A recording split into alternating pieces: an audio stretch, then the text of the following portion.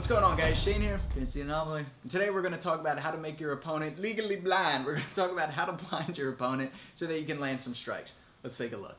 When we're in a fight here, vision is everything. I want to be able to see Shane's punches coming at me. I want to be able to see what's open so I can hit Shane with punches, kicks, takedowns, whatever it is. So ideally, me as the offensive person, I want to, eye gouge Shane and then knock him out. But we can't do that based on the rule set. So we want to blend Shane here legally. And the way to do that here, especially when we're talking about striking here, standing up, is throwing these punches at the head. But notice how Shane's kind of blocking there, and he can't really see through his arm. Most people can't see through their arm. When he blocks like that, Shane's blind to pretty much everything on this side. Now, even if Shane doesn't block and I throw this punch and I leave it hanging, again, Shane can't see through my hand. So everything on this side, he's not really going to see coming. Alright, so what we want to do here is blind Shane with these punches. Oftentimes, obviously, as you can see, these hooks coming from the outside is I'm covering everything on this side once I land or when Shane blocks it. But now I'm going to follow that up with the same side strike. So it's a lot easier to throw like my left punch to my right kick, right hand to my left kick. But this time what we're going to do is throw like a hook and follow it up at the same time and sweep my leg and hit right on the side of Shane's body with my kick there. Even if we want to go low, I can throw this hook and go low, or we can go high and high. All right, the main thing is we're cutting off that line of vision by keeping those punches, keeping something in Shane's face. Same works with cutting angles as well. If I throw this, I can even grab an MMA, I can get around there, cut to this side, and now come back over with an elbow. Yeah. The main thing is cutting around the outsides, blinding Shane and hitting him with that same side strike. I know you spar with Marcus Cole a lot. Yeah, and this is one. Yeah, he does it all the time. He throws a nice wide left hook, so you see it coming like, oh, I'm gonna block this. He's not gonna hit me, and then that kick is falling right away and it's hitting him in the body.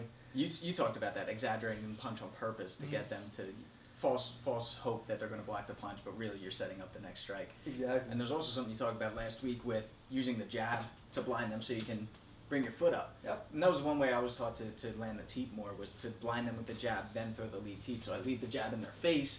We always talk about how you should have a good retraction on your punch, but sometimes you want to leave it out there. So I jab, I post, boom. Yep. Just so he doesn't see that teep coming. Now I can really dig it into the solar plexus, really push him back, whatever I'm aiming to do. But another way, just blind him and then strike. Yep, and the same thing works on the ground as well. So in MMA, let's say I get Shane down here, I'm in side control. When I'm working here, Shane kind of knows, especially once you do jiu-jitsu a lot, you kind of know, you kind of feel your opponent out, you know what they're kind of going for. But if it's MMA, strikes are involved. So it adds a little different element to jiu-jitsu. Now, if I do something like this where I turn and I cut off Shane's line of vision, I saw this one from Ian Harris, my coach at Fight Science. He does this a lot. Once I turn, Shane's pretty blind to whatever's going on this side. I could be getting my knee through to cut across and mount.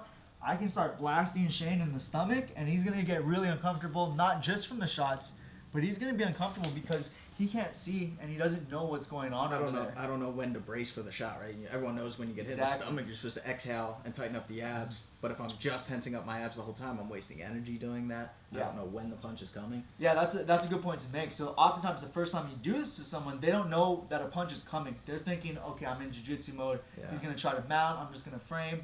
But no, I'm going to throw a punch right to Shane's solar plexus, and that's going to hurt a lot because you're not tight, you're not ready for it, and that's going to knock your wind out. Exactly. And even on the ground too, more so, like let's say we get Shane turtled up here.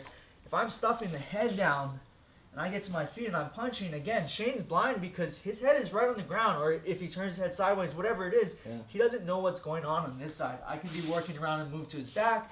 I can be throwing knees here or strikes. It really is a thing where it's just make your opponent blind by diverting their attention, by blocking their line of vision, and then hit them on that side that they can't see. It's going to be really hard to block things that you can't see. All without fouling your opponent. Yeah. Legally. Yeah, exactly. Keep it legal, guys. All right, guys, there you have it. So take away your opponent's vision, and then you can improve the chances of you landing your strikes. So use your strikes to blind them. Use your body. Control their head. Completely blind them legally, and then you can land more of your strikes. Until next time, be sure to subscribe to get the fight tips before your opponent does. I'm Shane. Vince The Anomaly. Fight tips for the underdogs.